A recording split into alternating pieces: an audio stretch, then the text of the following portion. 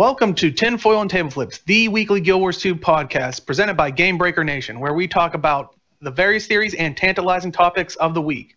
My name is Jonathan, better known as Deo around Yak's Bend in Guild Wars 2. We have a lot of fantastic information to get through today, including ArenaNet going to PAX South with a bit of information and possible teasers. I forgot to do the headline for this one. Datamined armor, thanks to that shaman, and Toypocalypse is now a personal affair. But first, let me introduce you to my fellow hosts. Up first, beamed from deep space, give it up to Roy. Roy, how's your holiday been? Holiday's been really good. Spending not much time in Guild Wars 2, playing other games. But yeah, having a great time. Glad to be here and see what we got. Shame on you. But yeah. But let me introduce you also to, now in new HD because of his new webcam. He can talk a little bit more about that, but is James. How was your holiday? Pretty good. This would be my Christmas present from my lovely wife. I have been playing Guild Wars, and no one's gotten me Elite Dangerous. Roy, why didn't you get me a Christmas present? Come on, man. No. I don't need yet another game for me to have to fight my way through. So, but, you know, happy to be here. And lastly, back from moving from last week with mic in hand and legendary shield in the other. Give it up for Aaron. How was your holiday? Well, apparently I beat the game, so... Yeah, but I had to move over the holiday. Actually, the week of Christmas, I had to move. So that was fun. It turns out when you've lived somewhere for 10 years, you have things, and they have to go somewhere. So that was an ordeal. It was an experience, and then it became an ordeal. You never know how much stuff you have until you have to move it, right? Yeah. Wait till it becomes a fiasco. Yeah, it's borderline. Well, let's jump right into it. Possible fiascos we don't know. ArenaNet's going to PAX South. And for people that don't know, PAX is a gaming convention. I believe it's primarily ran by Penny Arcade with help from volunteers, and stands for Penny Arcade Expo. The newest installment, I believe this is the first year for it, is PAX South, which is being held in San Antonio, Texas.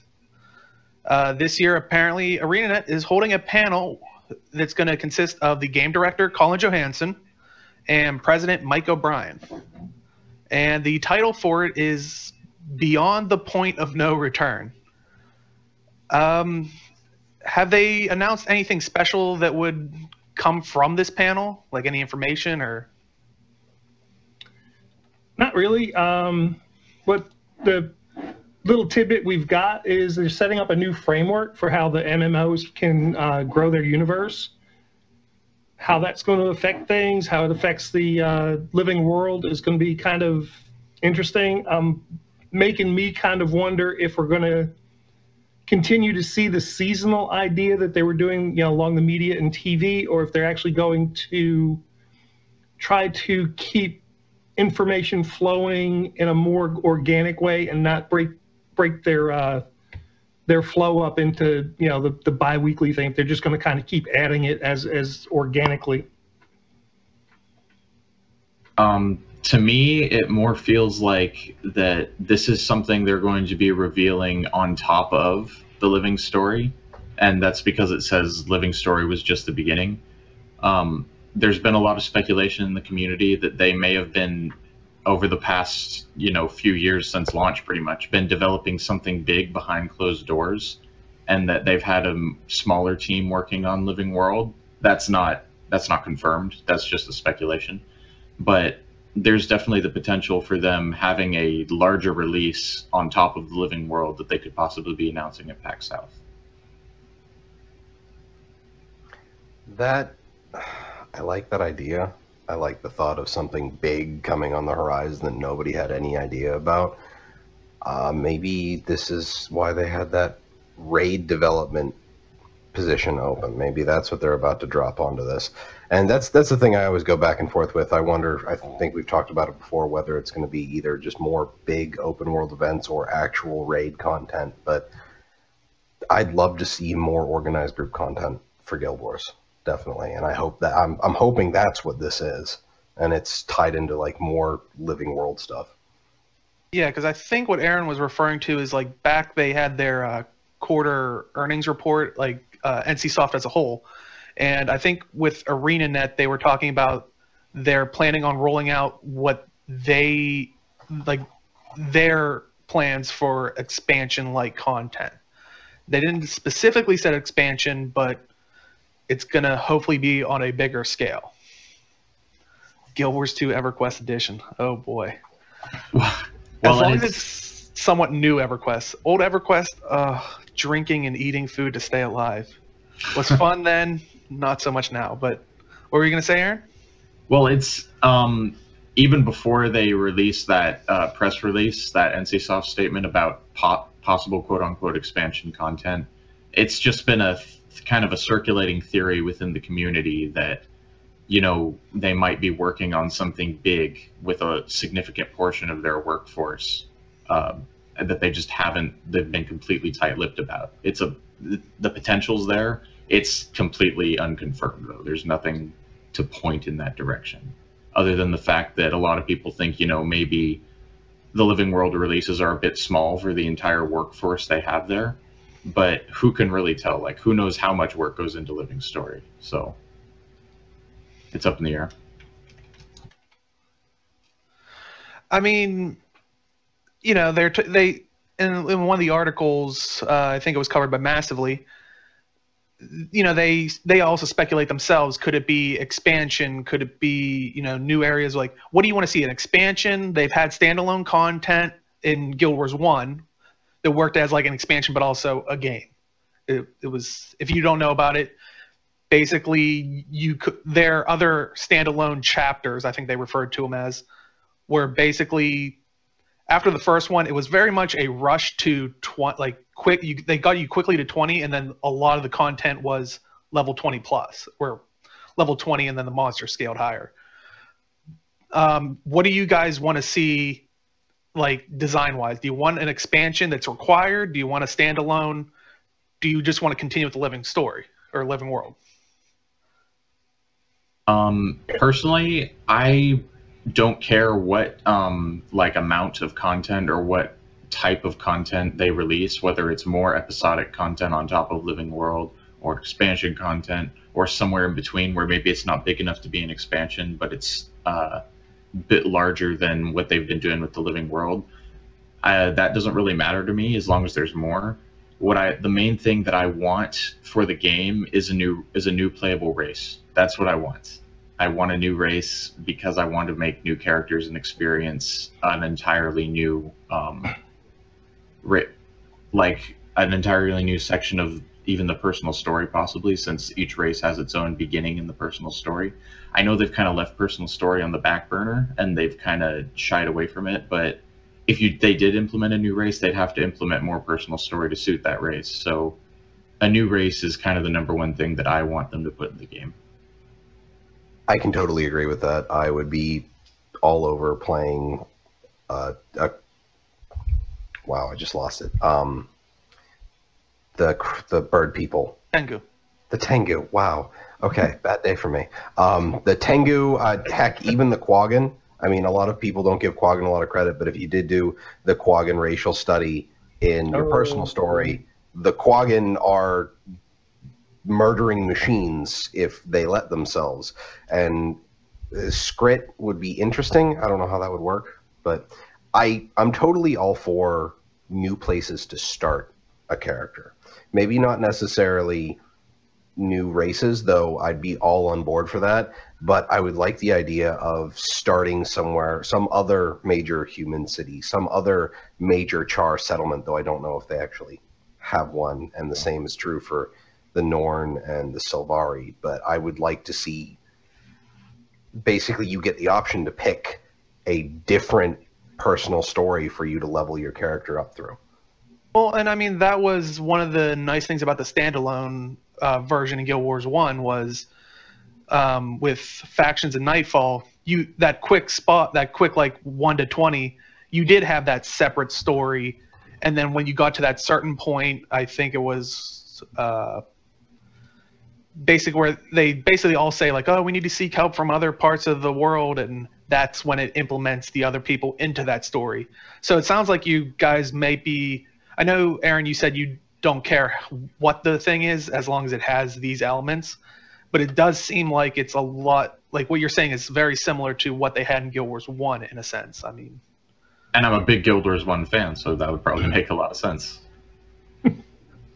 My only hope is they do this, that they keep their marketing available so people can see what's going on. One of the problems they had at the beginning of the game was they would add content and do it organically, and people would never get to know that it was newly added. A lot of the new stuff they added, people would come back, find, and go, oh, I must have just rushed through here and missed it. So my thing is, whatever they do, make sure that it's big enough. If they're going to do it organically, make sure it's big enough and people know that the changes occurred if they're going to go away from the seasonal. The nice thing with the seasonal is it's right there in front of you. You see what they did. You've seen the new stuff.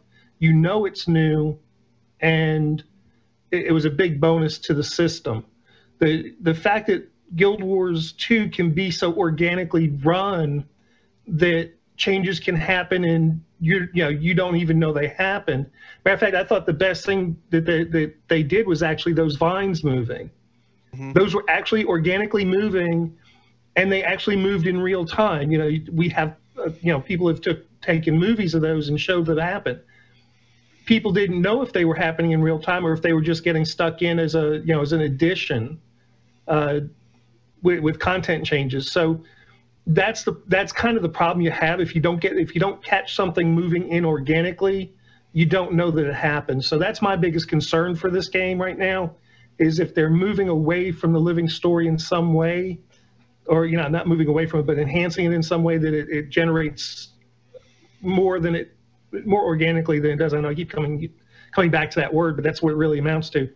It gets hard to see the change, and people go, well, nothing's happening, it's static, or they're just throwing in pictures, to make it look right. So that's my biggest hope and concern, is that they can keep the idea of new content coming in and people aware that it is new and not something they missed or something that they just were able to throw in. It's actually a change. I was gonna say, I'd be surprised if they didn't, because originally with Guild Wars 2, like you're saying, was they put stuff in that they never really talked about. It was like hidden away.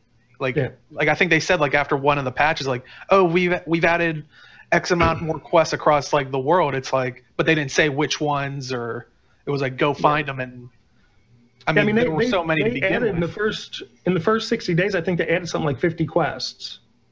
They added some huge amount of quests, and nobody knew it was new content because people were moving around and doing doing things, and everything was new at that point.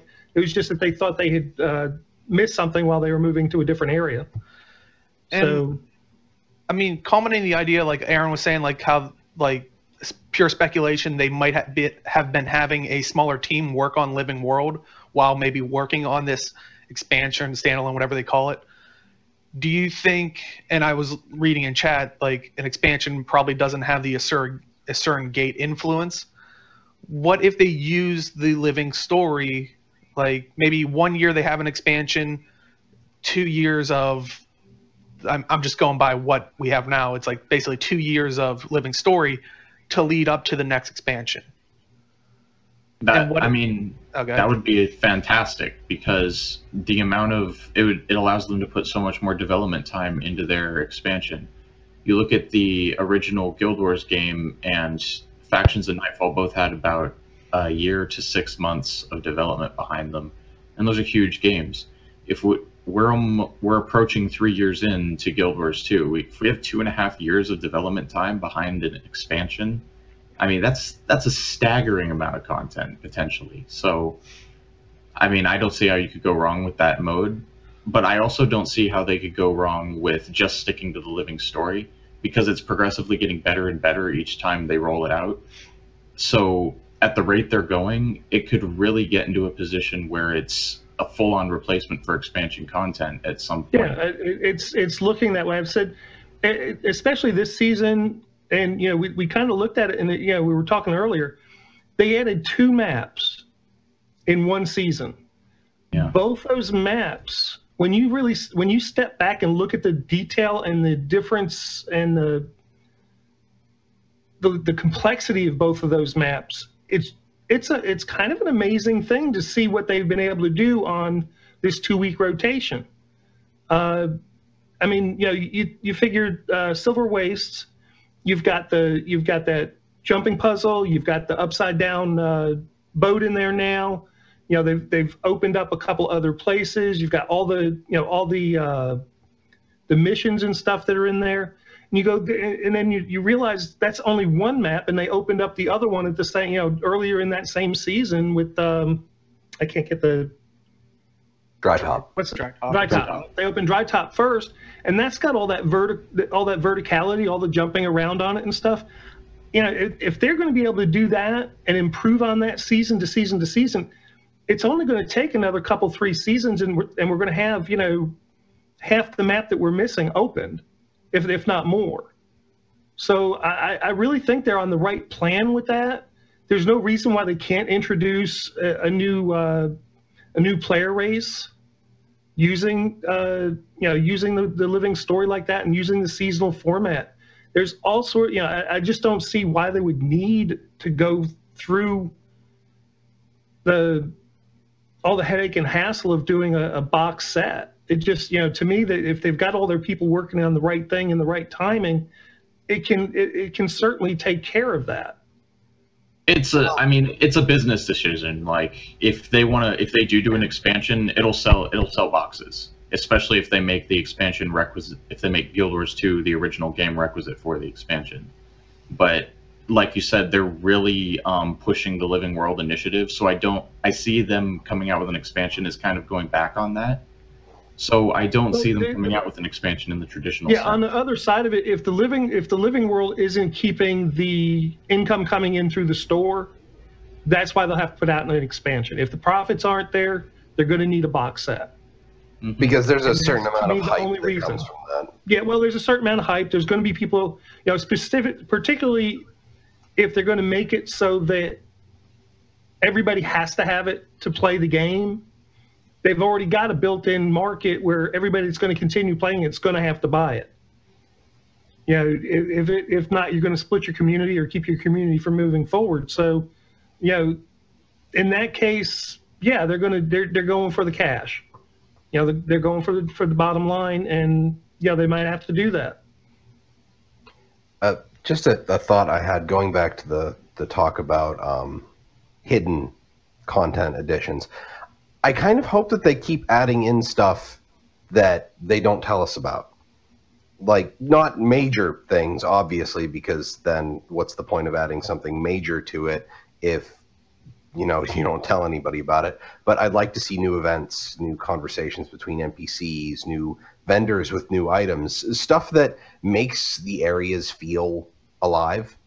Like if we ever actually come to some kind of resolution down in Ebonhawk with all of the Char and with the Char and Kryta signing the peace treaty and actually getting that to work, if we do somehow get the Separatists and the Char rebels to stop being jerks, I would like to see, the area reflect that. And it'd be nice to see those kinds of changes if it's smaller plotline things that are kind of the epilogue to major events. That stuff being slow and being undocumented would make people feel like the world is living. I mean, I won't lie. When I first read this and they were talking about, we're doing the panel the 24th and stuff, I was like, wait, does that mean the 13th one is the last episode? Because I still truly don't believe it, but oh, I hope not.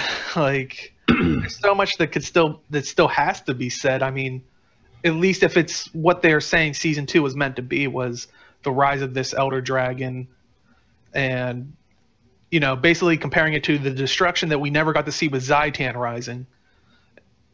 we're supposed to be able to see in this one. If they're doing that all in one episode, then they're giving us a very content-heavy episode. I mean, or a very lackluster one. You know, but what's got to happen? The dragon's just got to come up out of the ground. That's you know, in a nutshell, that's what it is. So we've had this big build up. We've seen vines moving towards these places. You know, so what do? They go, poof, up he comes, tears everything up, and there you're done. Well, I would say, I hope there's more than just him like, oh yeah, look over the hill. There he is. Like, I mean, with Zaitan, like, I want to see like zones, like waves of water coming, like we got to get out of here. Well, like, you know, obviously it's going to be cutscenes. You know, you're going to see this, and it's all going to be cutscenes. You know, a picture's worth 1,000 words. So, but imagine if it wasn't cutscenes. Imagine if it wasn't cutscenes, that would be awesome. You know, if you're live on a map and he busts up out of the ground, takes up like half the map space and volume, and it's like, here I am, and like waves of debris and dust storms are like clouding at you as you're running away from it. That would be a whole new level of storytelling on ArenaNet's part if they could make that happen real time in the game. Yeah, that, and you know, it would be great. But are we going to actually be able to fight him as he's coming out? You know, ideally, yeah, it'd be great, but I can't see them doing that. I think it'll be one of those things where you're fighting him, but it's not going to be able to do anything to him. Like, well, also, and something like that is definitely going to show a change in his own, because I mean they blew up Lion's Arch. So if they're willing to do that. There's a lot more that they're willing to blow up, especially if it's not like if they're willing to blow up the main city, they'd be perfectly willing to just delete whole other zones that people just don't use. Like, no one really goes here. Okay, let's just make this something completely different. Yep. I mean, to be fair with what we're saying here, does it sound like we're already writing off Camp Resolve? Like, because I'm thinking Camp Resolve is going to be something a whole lot different. Ground zero for a possible Dragon Awakening. So. I mean, where is that vine going, which keeps, you know, sprouting closer and closer, heading towards there? Maybe it's going past there. I don't know. Which would be a good like turn. Be like, oh, it's coming, and it just like branches over them. Like, where's it going? According to Alaska Winter in chat, it's going all the way to Queensdale. The vine is going to take out Queensdale. It puts it like it literally like starts corrupting Queensdale, and it spawns a bunch of champions, and people scream in joy. Right? That's what's amazing. If you think about the reach of, you know, this particular dragon, the dragon's reach. It's kind of huge. So when this dragon comes up, it's gonna tear some stuff up, because it's already out to.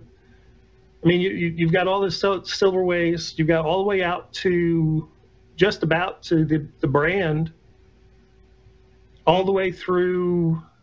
You know, it's up in the Shiver Peaks of Salma.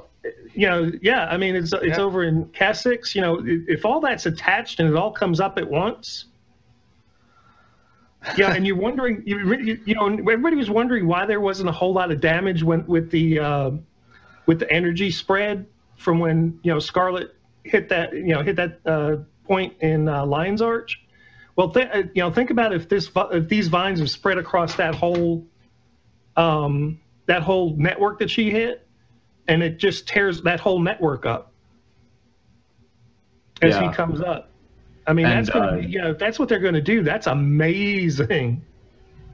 And another thing to think about is we don't actually know exactly where Mordremoth is underneath the ground. But what we do know is as we head farther west, we're getting more and more of Mordremoth's influence. So he's west somewhere, and we've filled out the entire Silver Waste. We've gone all around there. We've gone all around underneath there.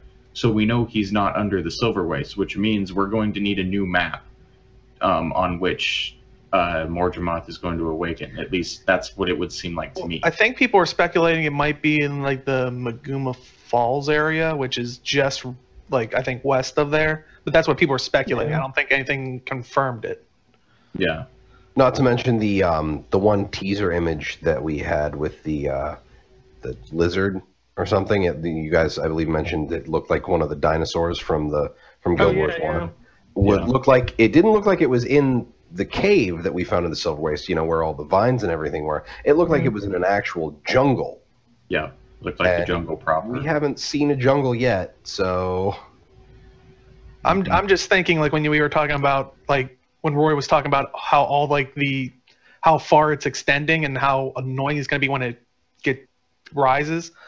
I just thought of instantly, it is like the, nature and stuff. How annoying is it to, like, uproot a tree? Because you always get that root that, like, goes, like, under your house or something. I'm like, that's what we're dealing with. We're uprooting We're uprooting a house. That's Deo 2015. How annoying is it to uproot a tree? It is. Whenever I'm uprooting trees, I can't do it. Guild Wars 2 version. How annoying is it to uproot a dragon? Yep. No. Enough dragon magic in the world for me to uproot it. But I mean, sticking with the idea of the expansion like content, we kind of hit upon it a little bit. What do we want to see? Like, what do you guys want the story to be? What do you want it to focus on? Like, even, like, let's just say if the living story ended here, let's hope not, hopefully it continues. But yeah, I'd like to see them go up into the old Char lands. That whole area up there where the Norn actually originated, and where they were living, and to the east where the Char, where all the Char homelands were. Those are really heavy lore-based places with a lot of interesting stuff from Guild Wars 1. I'd like to see what they're going to do with that. And that's a lot of land up there. That's a lot of map. And, if they're going to go that route before they go to the Crystal Desert, and, I'd kind of like that. Now, if they're going to go Crystal Desert and open up Lona, that'd be another nice way to go. I'd like to see them look more into the effects we're having on Tyria by killing the dragons, because they've alluded to the fact that might not be such a good thing, killing off the dragons. And so I think as we start killing off more of them, Morjamoth, we're looking pretty hard at taking him out, and that'll be number 2. We need to be looking at the effects this is going to be having on Tyria, and they're going to have to introduce story-wise the reason potentially for us not wanting to do that. They're going to have to explore that part of the story and potentially finding a solution of how to deal with the dragon's destruction without destroying them. It's a conundrum, and they're going to have to confront it eventually, if their allusions to not destroying the dragons being the optimal path are, true. You definitely don't want to see a situation where it's like they put that little bit of lore in there, and then they're just like, oh yeah, it's not. We were wrong. Weird. We can be wrong about things. It's like whatever. We tried. And my question is, did anybody try to get a campaign or an ad campaign with Monsanto for Roundup on this one? Well, I mean, it could end up in the gem store. Weeds. It's the easiest way to go. It could end up in the gem store. You never know. They, like you said, they need to make money. It's a good that's what it's deal. about. God, I just want to see Hobotron selling dragon insurance next. That's going to be Hobotron's next occupation. That'll be the next thing we donate for. Is you heard it here first. The Dragon Insurance Fund. Flotron.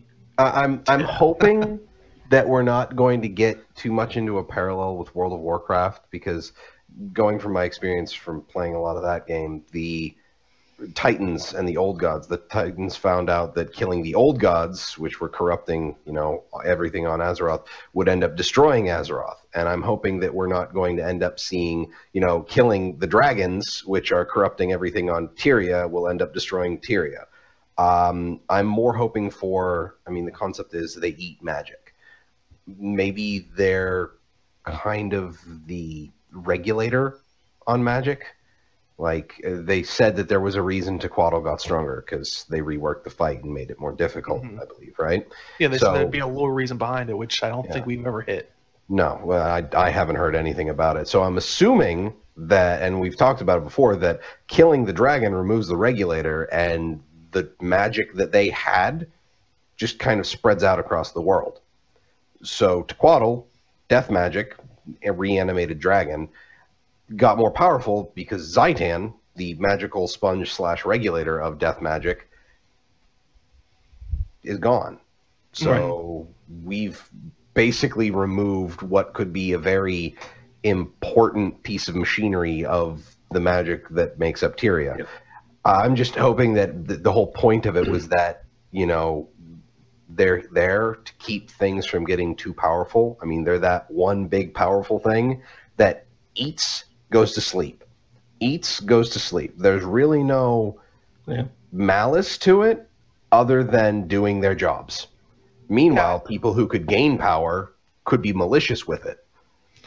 And I was thinking about that, like, lore-wise, like, it almost seems like without that, we'd go back to what Guild Wars 1 was, where it's like we have plentiful magic to use and mess with.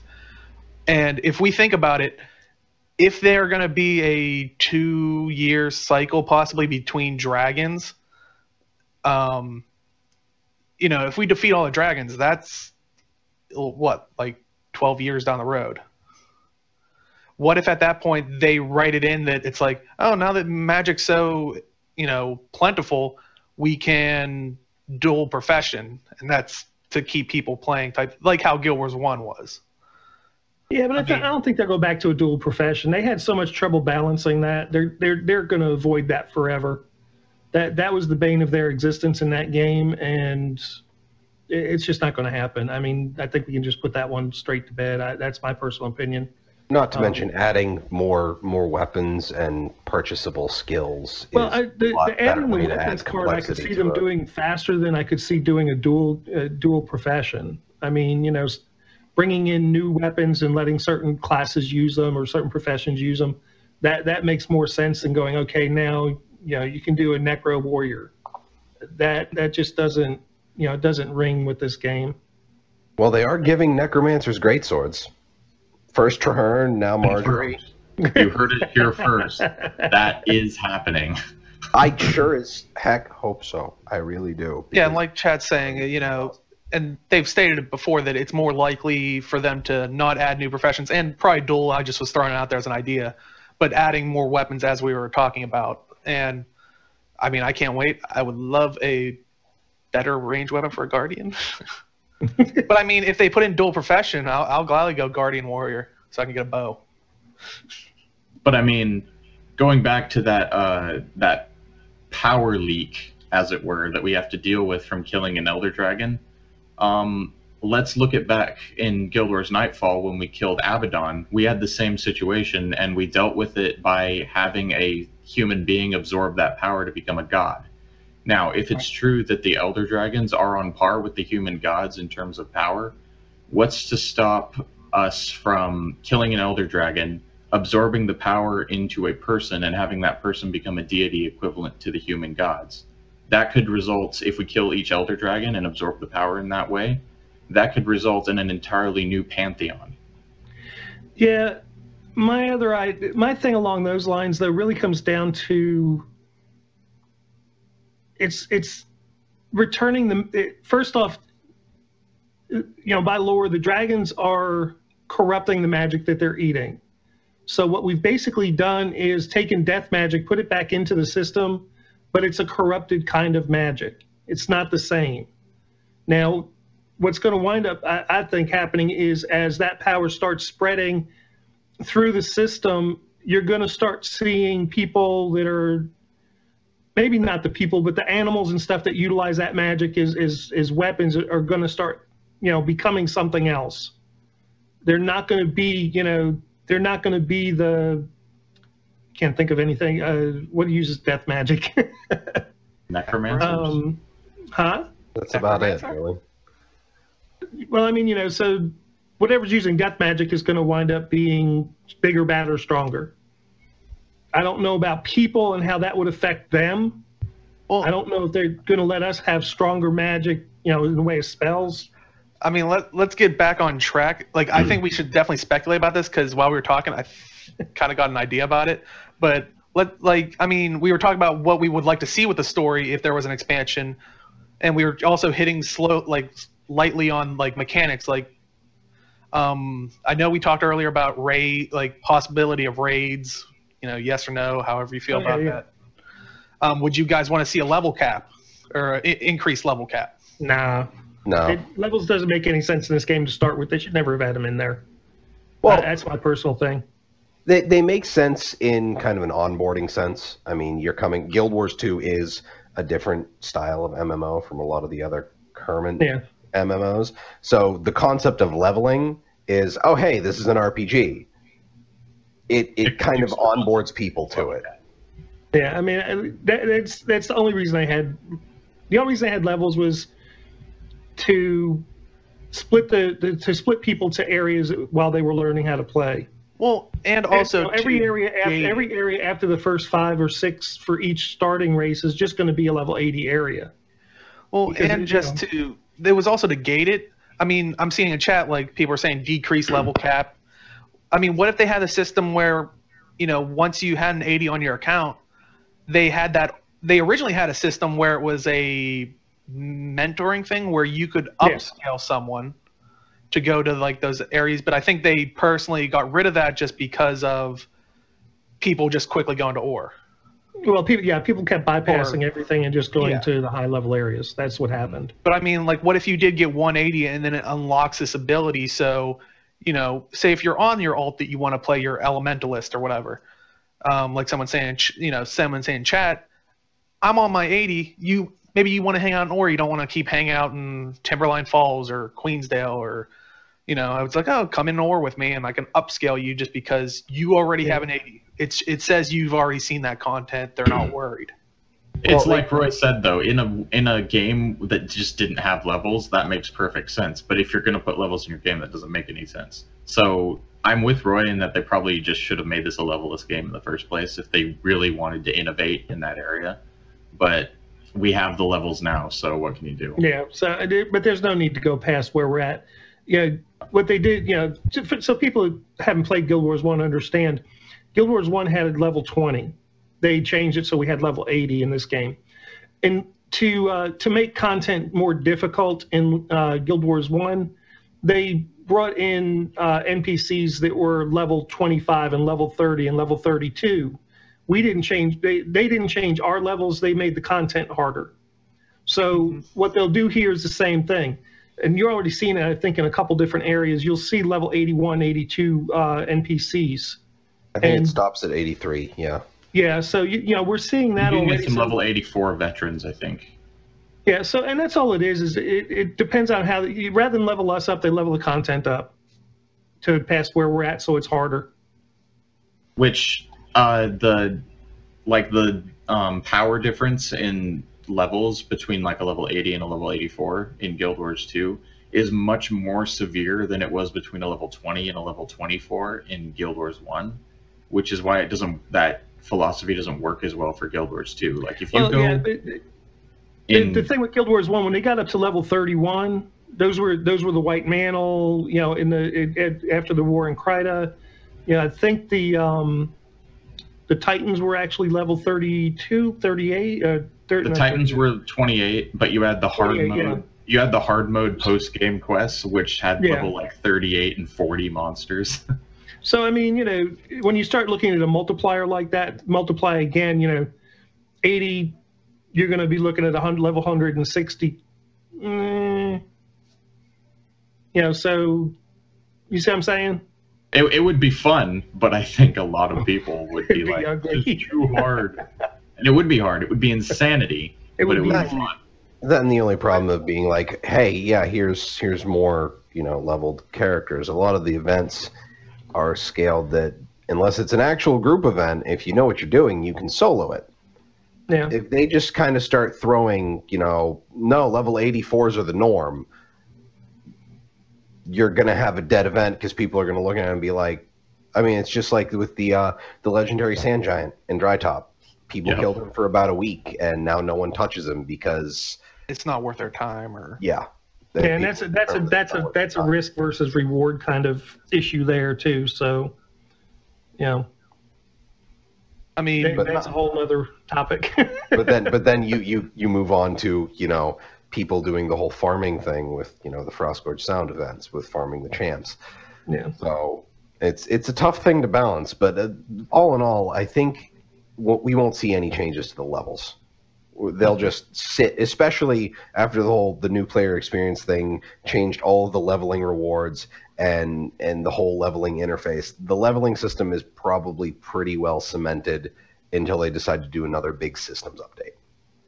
I do like what King Smurgle in chat mentioned, that a game with a lack of levels would eliminate the stat issue between up-leveled characters in WW and true level 80 characters in WW, mm-hmm. which that would be pretty cool to give them more of a fighting chance on the battlefield and stuff. Yeah, well, it just turns WW into pure PvP. Everybody's the same level. But it's big. He said that. He's comparing PvP and World v. World. I know they're different. I love you equally. It's a lot of a difference in tactics, and I can totally understand. Right. No, the thing is, when you walk into the laddered PvP or the structured PvP, you're level 80. You have access to everything, and you're good to go. If they took away levels, it'd be the same thing for World versus World. You walk in, you got everything, you're ready to go. But I mean, well, I heard Roy and Aaron's like what they want for like mechanics. Jim, what would you like to see for an expansion, like mechanics that are added or improved? I am totally hoping to see more weapon types. More weapon types to professions. That would be my biggest wish. I mean, new races, cool. New living story, cool. New zones, cool. Be happy about it. I want more weapons. Like, I would totally love to have a one-handed sword on my elementalist. I want to see more of what they think a melee elementalist could be, because I run dual dagger and I love it. I can't really get behind staff and focus. I mean, I have them because you just can't be in melee sometimes. You got to have a ranged weapon, but I don't like the playstyle. So the only playstyle I've really found that I truly enjoy is dual dagger. I want more of that. Like, I want more of the fast-paced melee gameplay that comes from Elementalist, because I enjoy the Elementalists and everything that's around it. But yeah, new weapons, new weapon types, new weapons for each profession. That's my biggest wish for any kind of expansion. I know for me, I'd like to see mainly, and this leads greatly into the next topic, but I'd love to see a separation, and it's a small tweak. I love all yours, and I want those included if there is an expansion or next feature update. But at least by year's end, or with this possible, expansion, not saying there is one, but whatever the next step is a separation of the activities from PvP. Because it uses like Toypocalypse this year. I really don't even want to play it because I can't play with friends. And along those lines also, Sanctum Sprint? All these like little fun activities that you could do as a group, just shooting, blowing off time, just wasting time. But you can't do it with a friend. It's just you can't do it with guild members. Unless you get lucky, you can't do it with guild members. And to me, that's really one of the few shortcomings this game has in the way it's set up. A lot of those mini games are a whole lot of fun. I mean, I love to play Sanctum Sprint. Survivor. Is that the crab catcher one? Sanctum Sprint. Sanctum Sprint's the Mario Kart-esque type thing where you're just running. Well, the other one I liked was the with the crabs and the crab toss, and I hated that we couldn't get together to play that as a guild. It would have been fun if you brought 4 or 5 of us in there one night, just not doing nothing. We're all standing around. Go in there and go do that, man. You could have had a blast with that. But it's all random. It might be better. It might be a little bit easier now. Not a lot of people play those. We might get 5 people in that way.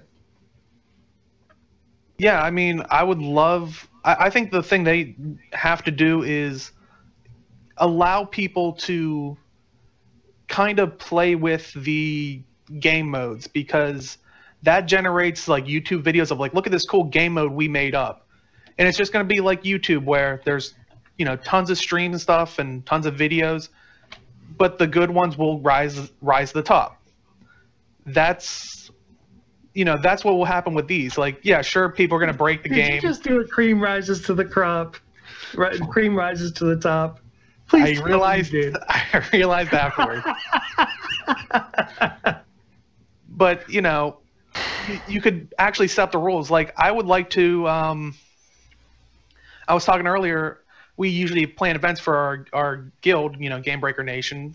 If you don't have a guild or you're looking for something entertaining, definitely check it out. We do events and stuff. Sorry, shameless plug.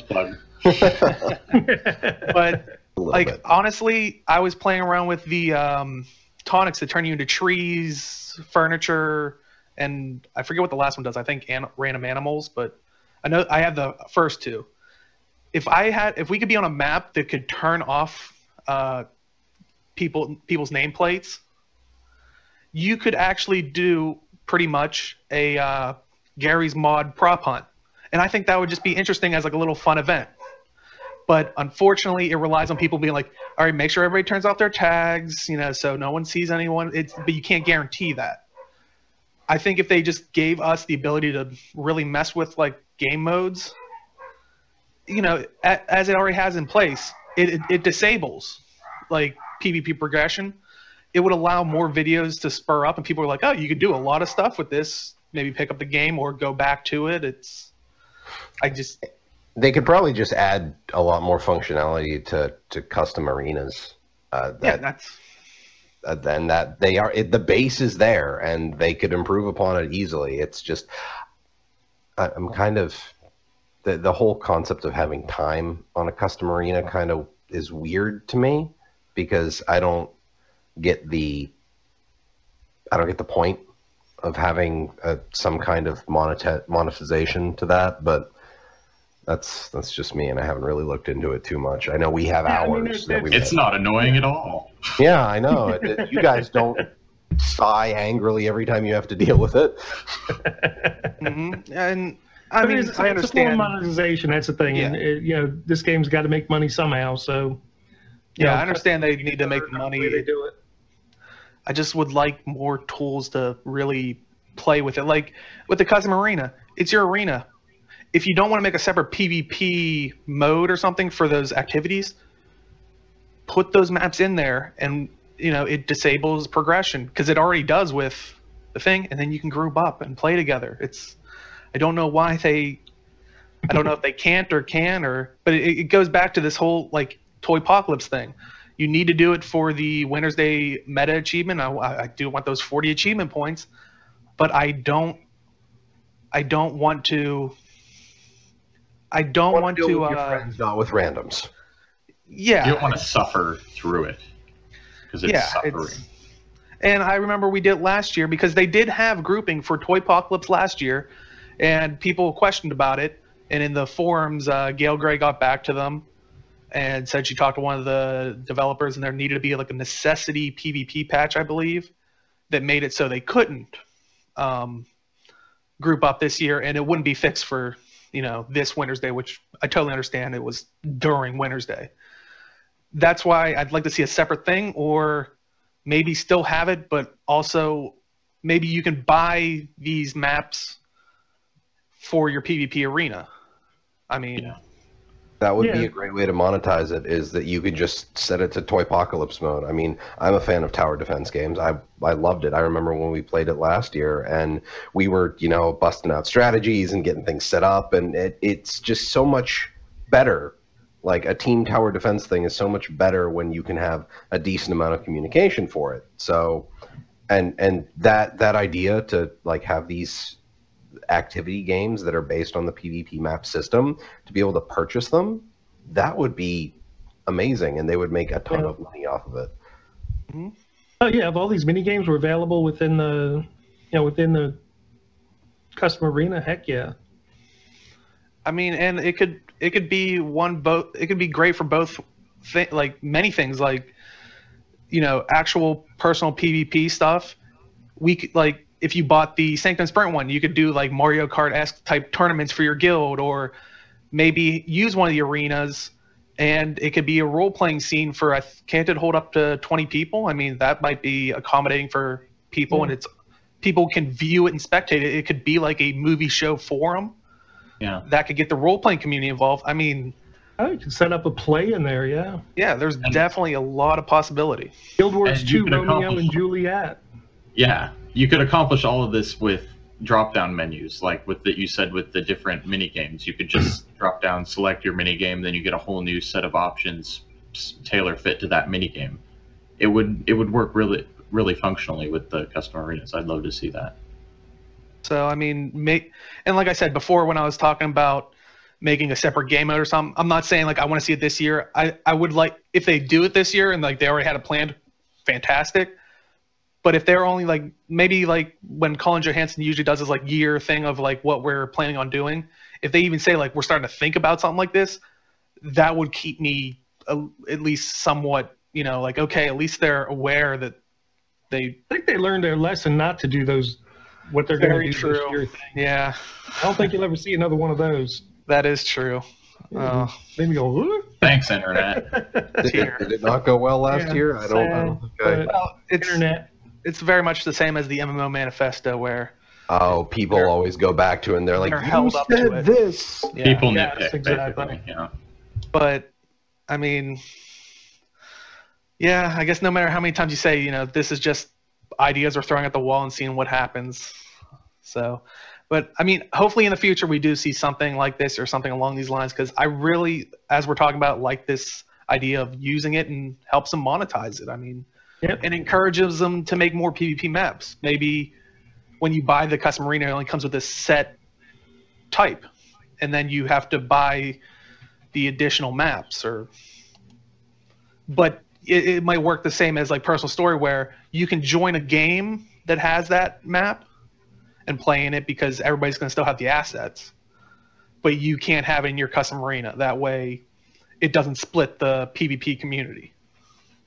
One thing I would like them to add on to the custom arena is if you buy days in bulk, you get them for cheaper, because right now, like, we bought ours at the end of October, I think, and our time just ran out on it, and we had to put more on it, and we had to use those individual day tokens. And there's no bigger packages you can buy. You either buy a full arena or you buy a day at a time tokens. I'd love to see a 10-day package, a 30-day package, stuff like that. And the higher amount you buy, the cheaper it is. That would be great for people who own custom arenas for extended periods of time. Or even because like you're saying, like in the vendor, like if you're buying it with the gold, it's one, I think it is only one per person or one per transaction. Even if it isn't a discount, like I think they did with the obsidian shards, put in a 10, 20, like 20, 50, like, so if you do have the gold, you don't have to wait and click there and one, like. Yeah.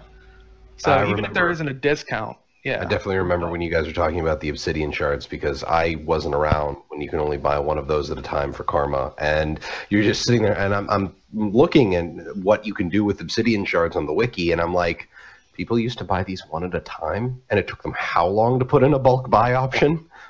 Yeah. I would have not used them. Like, I would have just completely avoided it and let the karma pile up, because I wouldn't have wanted to click through menus for that long. Luckily, 3 million karma.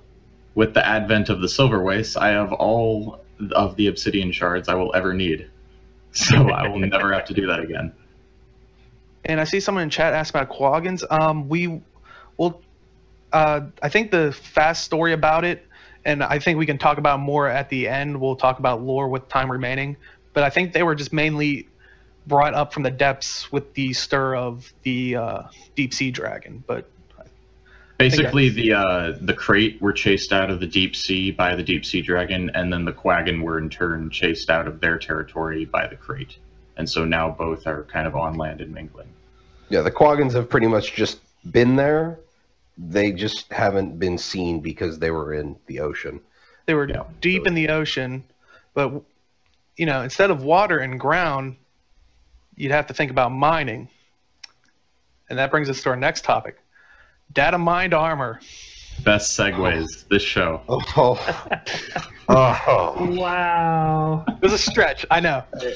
Ooh, good job. Thanks to the Redditor and YouTube channel of That Shaman.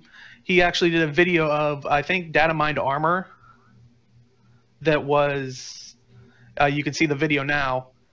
I believe the first one is the heavy armor, followed by, I believe it's light, then medium. What do you guys think about the look of the armor? Do you prefer it? I kind of liked it. The only thing I didn't really like on the whole thing was the medium armor. I didn't like the mask. That mask sat way out in front of the guy's face. It just didn't look. Well, then that could have just been him mapping it onto it. I mean, For the record, I have that in my notes too. It says I wrote down mask looks weird on medium. Yeah. There you see the light one. And the helm on the light one seems like it's a little too far forward too. But then again, data mining, the positioning on this might be a little off, but I kind of like it. Somebody was saying in the forums that they were thinking this might be some kind of guild armor because of the way the tabards are set on them. The tabard is blank. Yeah, that was my first thought about it too. That's possible. And chat's saying it looks a little bit cultural. I think you're talking about like human culture armor because of the tabard and but yeah, I think even in the comments they were even saying that one of the pieces was named emblem. So yeah, I definitely think, and which intrigues me. How do you think we will be able to attain that armor? I'm kind of thinking world versus world or PvP. It seems that they keep putting armor into those. If it is a guild armor, maybe guild commendations. I was just gonna say, isn't there still that tab where it's like for the guild armor or something that's like says like it's not like nothing's in that tab and it's not available, but soon. Oh really? I wasn't aware of that. I thought originally, but maybe they finally fixed that. I haven't looked because I haven't been in there to look lately. I'm not a fan of those first armor weapon pieces. That are just, I think they're pretty awful. That have the emblem on it. That have the emblem. I kind of like that. I got one or two for it, for a couple of my characters. So yeah, I kind of liked it. This stuff here, I kind of like the heavy looks really interesting. I like that banded look. So I'm waiting to see where it comes up at. If it's world versus world, I might have to go out there and die a lot and see if I can get that armor by dying. I mean, we talked earlier about possibilities of raids. They might be doing expansion, raid-like content. What if those are the rewards from the raids? You would know that guild was doing that raid because they would have the fancy tassels with their guild emblem. Like I said, that's all speculation, but I mean, it makes sense. They all come together. I mean, I don't know. This armor kind of elicits in me a sort of a tirade that's been building up within me about armor in the game for the last few months. It seems like none of the armor skins they come out with recently have any uniqueness to them. They're all just kind of run-of-the-mill, look, it's fantasy armor. And they don't have enough differentiation between the sets. They all run together for me. I don't have the drive to get them. I can see where Aaron's coming from. If you look at Guild War 1's armor sets, whether it was distinct, with the exception of Ranger. Very distinctive. Vabby from I can't think of all of them, but every single one of them looked completely different from everything else. I mean, except Rangers. What's that? Except for Rangers. Rangers always had the duster problem. It's always a duster. Same problem with medium armor right now. But yeah, I don't know. There's just no distinction between the armor sets anymore. Like that stuff that came out with the Living Story season. That was to me. It looked the same as a lot of the other heavy armor sets do. I don't know. They need more distinction between their armor sets. They need something that really stands out. Not like flamboyant, because that gets stupid, as we saw with the Ascended armor, but just something more distinct, because this stuff is too generic for me. You mean the luminescent armor doesn't stand out enough for you? Oh god. You want it to be brighter? That was a bad choice. I mean, minus I'm talking about the carapace though. Like the luminescent is just the carapace that's stupidly colored, but the carapace, it's just another forgettable armor set. At least to me, it is. It doesn't have a. You don't see that and go like, oh, that person's wearing carapace. Well, I guess the carapace it's stuff you get for not much effort. I mean, if you see someone in full raw dungeon gear, that might be a little more notable. But I mean, now that they added the PvP tracks into it, I mean, there's that too. But I don't know. Like it just it's kind of interesting that. It's kind of interesting that people have been crying, we want better looking, we want more armor, and to provide the armor, they're giving up distinctiveness. You know, here's some more armor you can get in game, and the armor used to be really, really, really distinctive. Yeah, distinctive for each piece and for each class.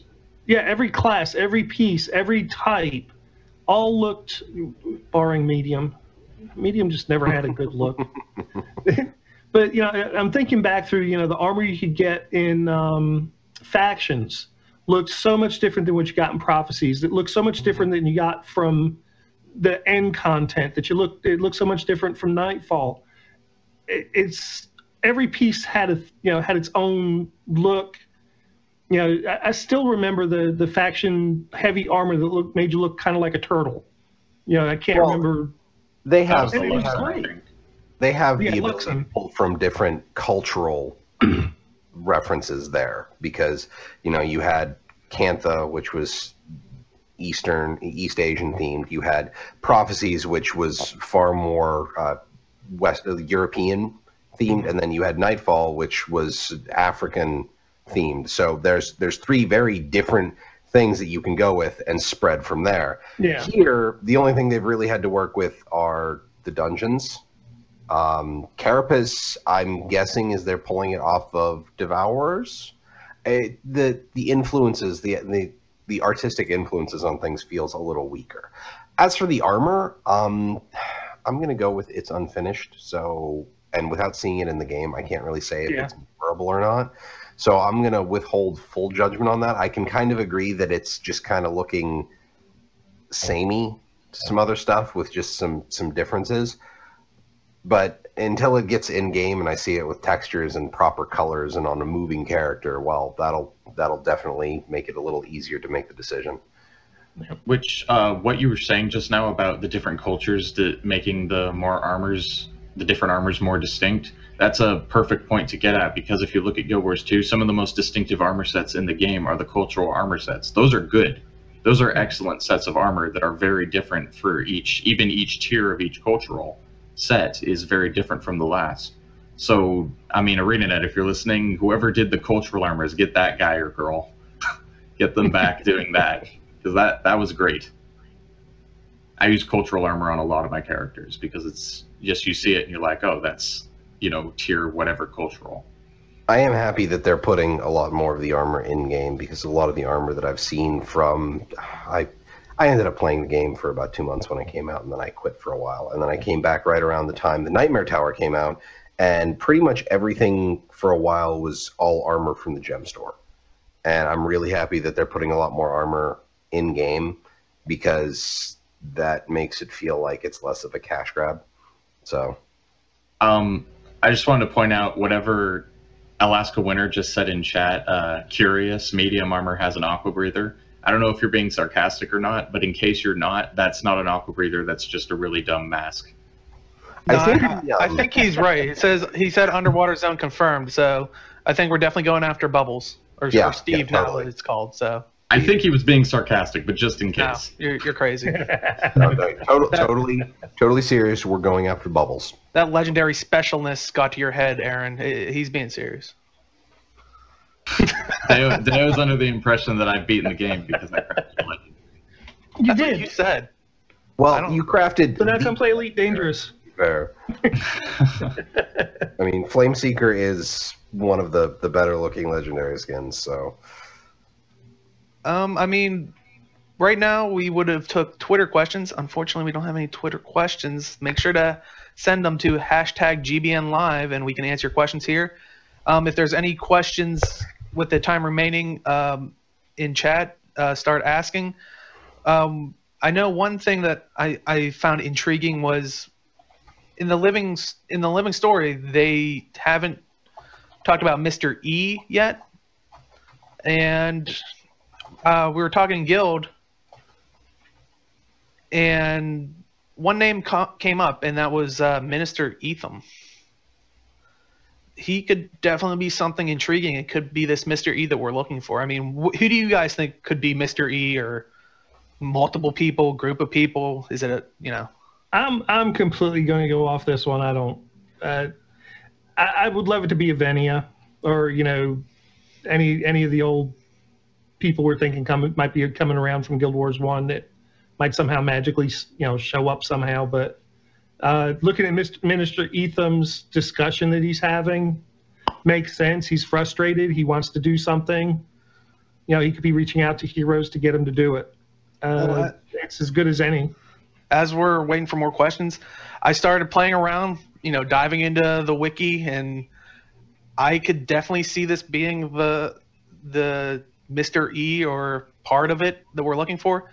I mean, originally, why am I blanking on her name? The Marjorie, she was in the ministry as a guard, and someone told her to kind of get out and I guess she saw the truth or something. I forget how it's exactly worded.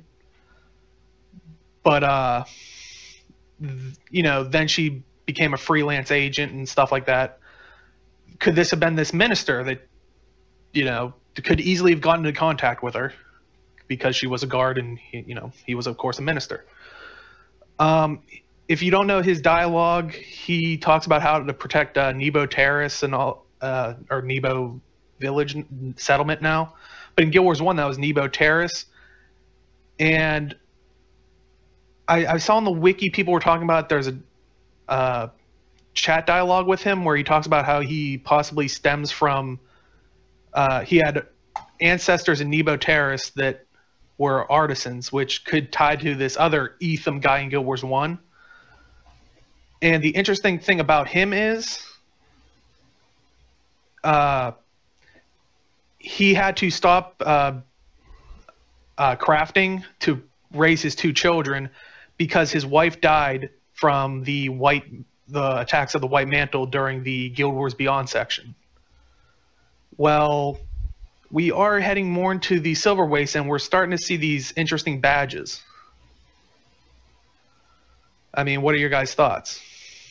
Wait, are you saying this guy, Minister Etham, was alive during the war? No. His ancestor was also named Etham. Oh, okay. Because I was going to be like, that's a bigger story. There's a bigger story here. Bigger story here, yeah. Wait a minute. But I mean, what do you got possibilities on that?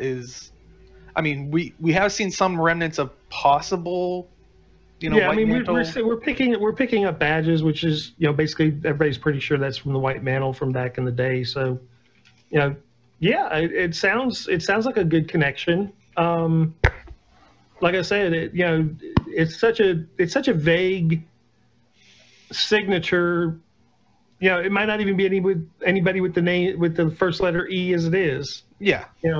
That's kind of the problem with it. It's even if it's pseudonymous, you just can't. We can sit there and go, okay, I like the idea. It's tied together. You're coming from Guild Wars 1 to Guild Wars 2, and it does make sense that this could. And like I said, the guy's totally frustrated with the way things are being done in Kryta in the war with the brain just lost it. The bandits? The centaurs, thank you. Oh, the centaurs. And he's trying to reach out. I could see him being that frustrated and trying to reach out and get people to make changes. So definitely, and most of the changes I think we've done are really in Kryta for that person. Well, I mean, like I said, this is all speculation. I'd love to see where it goes, but we actually have a question in, and the question is, what is your favorite armor combinations?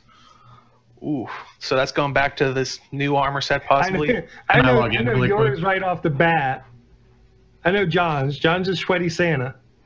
No, They took that away from me. I am sad. The wardrobe system took that away from me.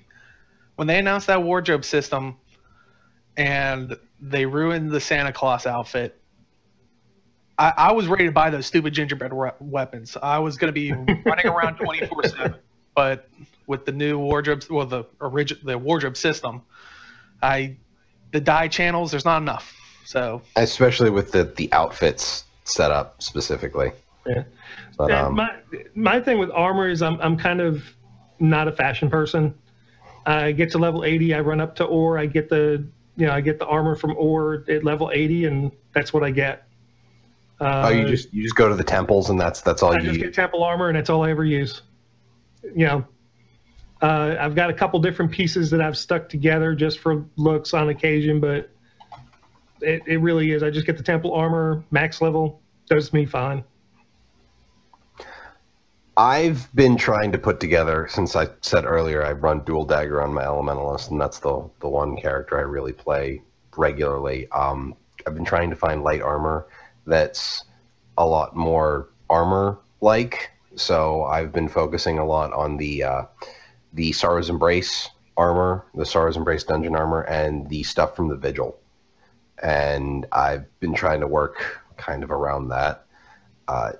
It's kind of weird because, I mean, there's a lot of clipping issues with some of the heavier looking pieces of armor with some of the other stuff I'm working with, which is why I go back and I think, Deo, you said you were looking more into the whole outfit system and why they turned it into the full head-to-toe 6 pieces, and they said something about, it would clip too much if we let people use those.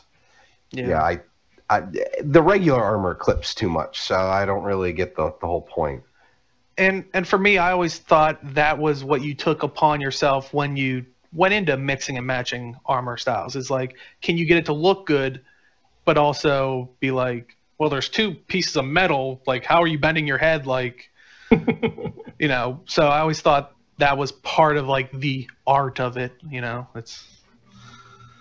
But for me, I think it really depends on what's the backstory of the character I like made up in my head. Like, I mean, my Norn Guardian, he revolves around just like different tiers of the cultural armor. What John is saying is he's our big Minotaur, our big red Minotaur of the guild. Yeah, he has the horned helmet.